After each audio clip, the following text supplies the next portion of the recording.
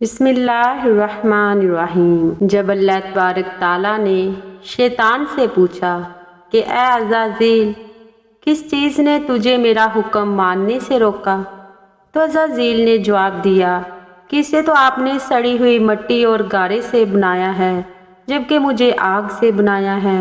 میں اس سے افضل ہوں تو میں اسے سجدہ کیسے کروں؟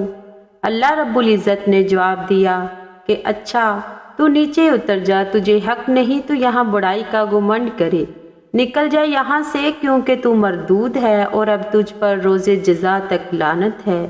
عزازیل نے، جو کہ اب ابلیس بن چکا تھا، اس نے کہا میرے رب یہ بات ہے تو پھر مجھے اس روز تک کے لیے مہلت دے جبکہ سارے انسان دوبارہ اٹھائے جائیں گے۔ اللہ تعالیٰ نے اسے یہ مہلت عطا کی اور اس دن کے بعد سے شیطان انسان کا دشمن بن گیا۔ قرآن پاک میں 88 بار شیطان اور 11 بار ابلیس کے نام سے ذکر کر کے انسانوں کو ابلیس کے دور رہنے اور اس کے شر سے بچنے کا حکم دیا گیا۔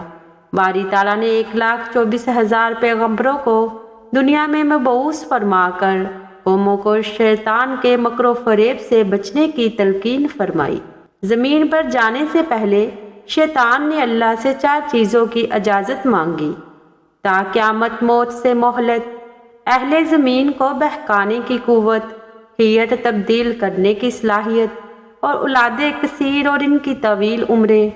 اللہ تعالیٰ نے فرمایا جا، تجھے اجازت ہے، لیکن میرے نیک بندے تیرے فریب میں نہیں آئیں گے، اور جس نے تیرا ساتھ دیا میں تجھ سے اور ان سے سب سے جہنم کو بھر دوں گا۔ یہاں تک تو یہ قصہ عزازیل سے ابلیس بننے کا تھا اور وہ قصہ تو ختم ہوا، لیکن اب اس میں ہمارے لیے کیا سبق ہے وہ دیکھنا چاہیے۔ پہلی بات کہ جب اللہ کا حکم آ جائے تو پھر اعلیٰ ادنا افضل و برتر کے چکر میں پڑنے کے بجائے صرف اللہ کے حکم کی اطاعت کرنی چاہیے۔ اگر کوئی اس میں شش و پنج میں پڑ گیا تو مارا گیا۔ دوسرا، ابلیس نے حسد کیا کہ اللہ نے مجھے ایک مٹی کے پتلے کو اپنا نائب بنا دیا، اور اس میں حسد کی وجہ سے اس نے نافرمانی اختیار کی، تو ہمیں حسد سے بچنا چاہیے۔ تیسرا، ابلیس نے اپنی برتری کا گھمنڈ کیا کہ میں تو آگ سے بنایا گیا ہوں اور آدم کو مٹی سے بنایا گیا ہے، تو اس لیے میں افضل ہو کر ایک ادنا کو سجدہ کیوں کروں؟ آج ہم لوگ بھی اپنی نسل، قوم اور قبیلے کی برتری کے گھمنڈ میں پڑے ہوئے ہیں، جبکہ یہ 3 بنیادی باتیں تھیں جن کے باعث شیطان نامراد ہوا اور مقرب سے مردود کے درجے پر پہنچ گیا۔ اللہ تعالیٰ تا قیامت تک ہمیں شیطان کے شر سے محفوظ رکھے، آمین۔